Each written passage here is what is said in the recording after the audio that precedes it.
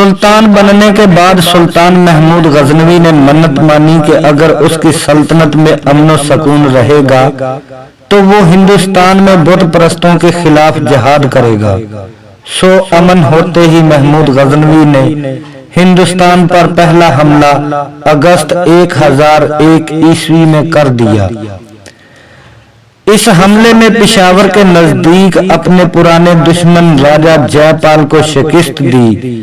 اس کو مال غنیمت میں شاہی خاندان کے ہیروں کے 16 ہار ملے جن کی قیمت 6 لاکھ دینار تھی۔ اس کے علاوہ 5 لاکھ غلام اور کنیزیں بھی تقسیم ہوئی۔ اس کے بعد محمود غزنوی نے پنجاب کا ایک اور علاقہ بٹھنڈا بھی فتح کر لیا۔ اس کی جنگ کی سب سے بڑی کامیابی یہ تھی کہ راجہ جے پال زندہ پکڑ لیا گیا۔ سلطان نے یہ کیا کہ ایک بار پھر راجہ جے پال کو خراج کے وعدے پر رہا کر دیا، لیکن ہوا یہ کہ جب راجہ جے پال نے رہائی پائی تو اس نے ایک عجیب حرکت کی۔ اس نے خود کو چتا میں جلا کر خودکشی کر لی۔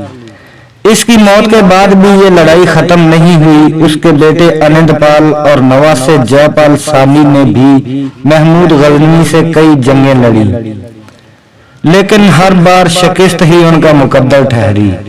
ان میں سے سب سے بڑی ایک بار جنگ پھر پشاور کے پاس ہوئی۔ 1008 عیسوی میں انند پال نے تمام ہندوستانی ریاستوں کو متحد کر کے محمود غزنوی سے جنگ شروع کی۔ انند پال کی درخواست پر اجین، گوالیار، کنوج، دہلی، اجمیر اور کلنجر کے راجاؤں کی فوج جمع ہو گئی۔ اس فوج کے لیے بہت سا مال اور دولت بھی چاہیے تھی، سو اس کے لیے بہت سے جتن کیے گئے، یہاں تک کہ ہندو عورتوں نے اپنے زیور پگھلا کر فوج کو سونا چاندی بھی بھیجے۔ پشاور کے قریب دونوں فوجیں آمنے سامنے آئیں تو محمود غزنوی نے اپنی فوج کی کم تعداد دیکھتے ہوئے اپنے کیمپ کے گرد خندق کھود لی۔ 40 دن تک دونوں فوجیں آمنے سامنے دو بدو کھڑی رہیں، نہ تیر چلا، نہ تلوار، نہ نیزے اچھلے، لیکن 41ویں دن غزنی فوج کے 6000 تیر اندازوں نے ہندوستانی فوج پر تیروں کی بارش کر دی۔ پھر انہوں نے خندق عبور کی اور غزنی فوج پر ٹوٹ پڑے۔ ایک مرتبہ تو ہندوستانی فوج کا پلڑا بھاری تھا، پھر ایک حادثے نے جنگ کا رخ ہی بدل دیا۔ ہوا یوں کہ راجہ انند پال جس ہاتھی پر سوار تھا وہ تیروں کی بارش اور شور و غل سے خوف زدہ ہو کر بے قابو ہوا اور جدھر منہ اٹھا بھاگنے لگا۔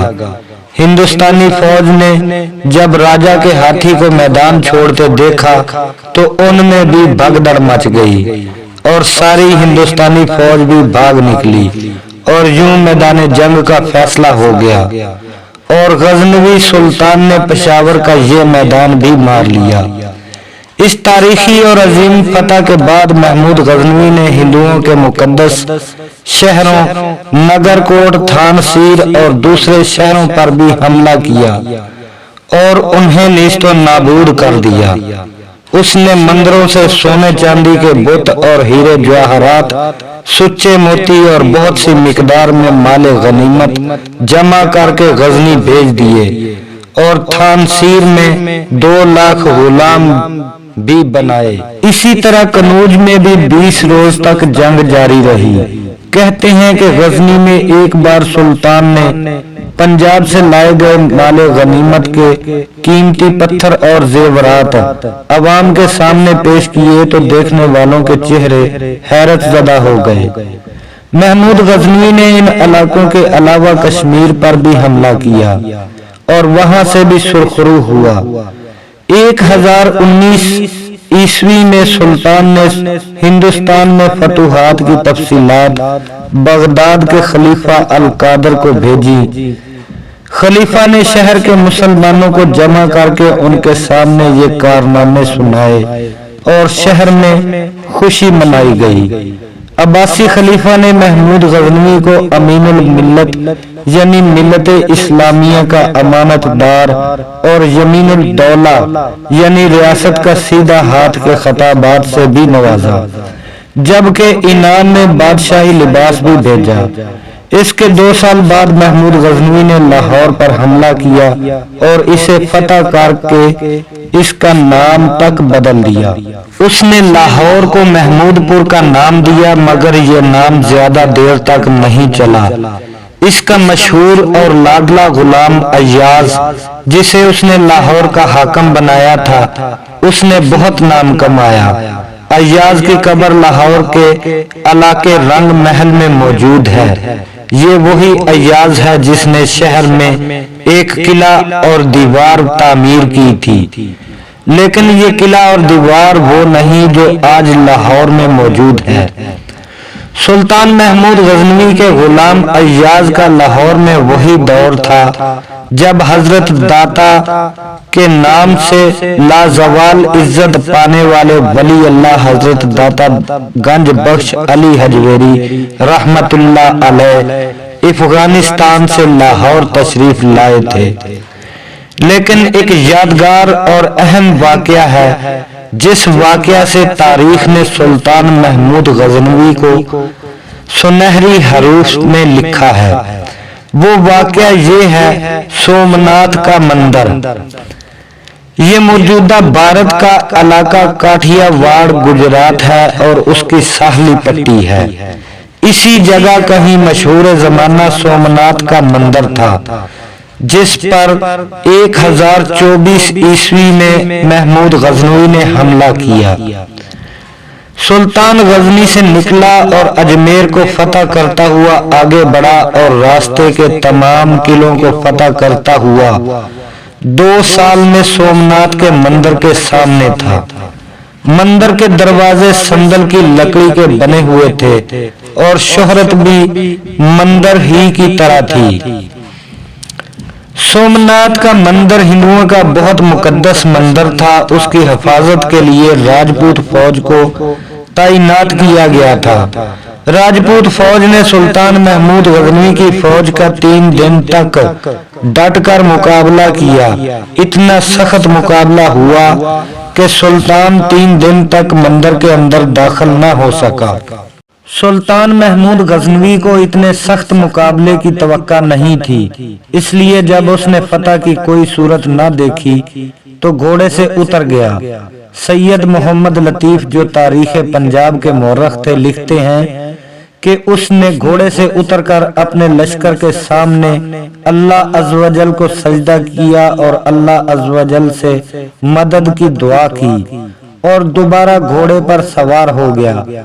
उसने अपने जर्नैल अबुल हसन का हाथ थामा और नारा तकबीर बुलंद किया, जिसे सुनकर गजनवी फौज में जोशो जज्बे की एक नई लहर दौड़ पड़ी और वो किले पर टूट पड़े। इस जोरदार हमले में 5000 राजपूत सिपाही मारे गए। जो बचे वो कश्तियों में बैठकर समंदर के रास्ते से फरार हो गए। सोमनाथ का तारीखी शहर और मंदिर महमूद गजनवी के सामने था। जब सुल्तान सोमनाथ के मंदिर में दाखिल हुआ तो उसके सामने 9 फीट ऊंचा बुद्ध नस्ब था जो हवा में मौलिक खड़ा था, जिसे हिंदू अपने देवता का मुआवजा कहते थे। सुल्तान ने अपने गुरज की ज़रब से उस बुत की नाक तोड़ दी और हुक्म दिया कि बुत के 2 टुकड़े गजनी भेज दिए जाएं। एक टुकड़े को जामिया मस्जिद की दहलीज पर फेंक दिया जाए और दूसरे टुकड़े को मेरे महल के दरवाजे पर रख दिया जाए। मंदिर के पुजारियों ने इस बुत को बचाने के लिए एक बड़ी मिकदार में सोना, चांदी, हीरे जवाहरात की पेशकश की। इस पर महमूद गजनवी के लबों से वो तारीखी जुमला निकला कि मैं बुत शिकन हूँ, बुत फरोश नहीं। चुनाचे सुल्तान के हुक्म से बुत को तोड़ा गया।